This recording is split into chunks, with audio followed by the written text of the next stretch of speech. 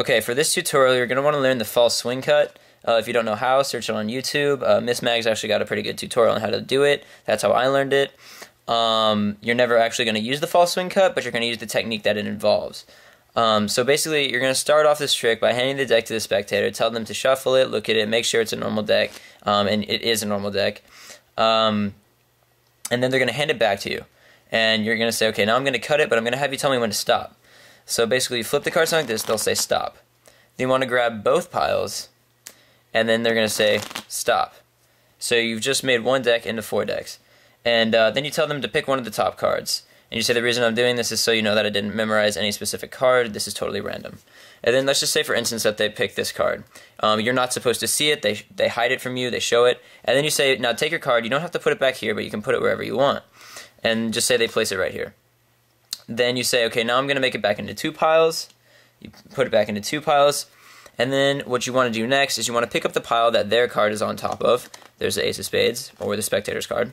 And then you want to grab the other pile, and you want to get the spectator's card onto the bottom of your other hand. The easiest way that I've found to do this is that you slide the card over to the side a little bit, and you come in from the side and do a little spin, and it makes it look like nothing happens. The reason you're going to do a little spin is because right after that you're going to go into my version of a false swing cut. So it looks like you're not really doing anything special, you know, you're just kind of going like this, and then you go into a false swing cut. So they're going to get confused, you're all of a sudden going to be mixing up the cards, they're not going to really think about that you just put it on the bottom. So there's their spectator's card. And so once you go into the false swing cut, you want to make sure that their card gets on the bottom. If you do the false swing cut the way it's supposed to be performed, you're going to bury their card somewhere in the middle. So no matter what, you want to make sure that their card gets on the bottom. So whatever you have to do to make that happen, you know, it's pretty easy once you learn the false swing cut. Then you're going to say, okay, I'm going to mix up the cards one more time. You perform another false swing cut, but this time you want to get it on top of the deck. The way I found that's easiest to do this is when you do the first cut, the second cut, and when you slide your hand in between these 2 decks, you have these free-floating fingers right here. And you can actually grab the spectator's card and slide it on top of the deck and make sure that that deck gets on top. So there's their card. I'll show you one more time. It's on the bottom. You want to do a cut, grab their card, slide it onto that deck.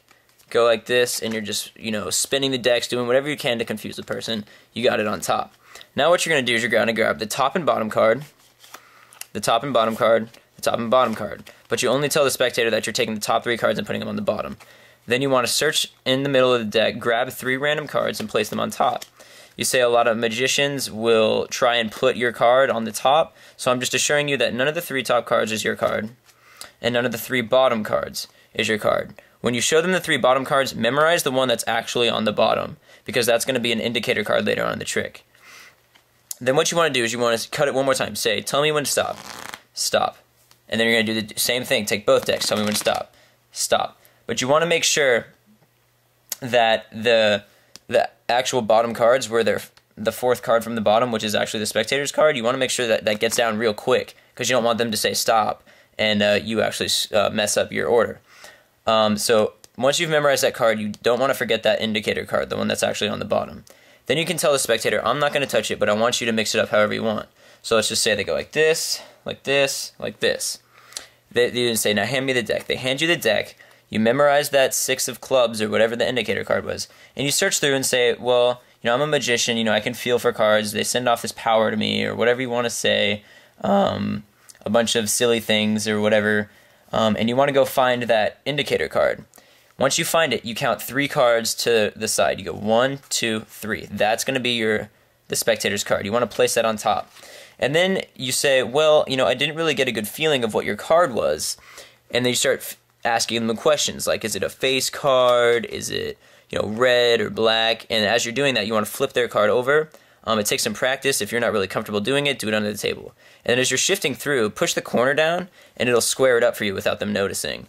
So, you know, it's like this, you shift it over, and then you say like that. You say, well, I got a pretty good idea of what your card is, but I like the deck to show us. So you place it down and you pull it out like this. You space them out, and all of a sudden, there's their card. So if you have to do parts of it under the table, that's fine. Just go learn that swing cut, and you'll be able to do this trick. It's pretty easy. All right, thanks.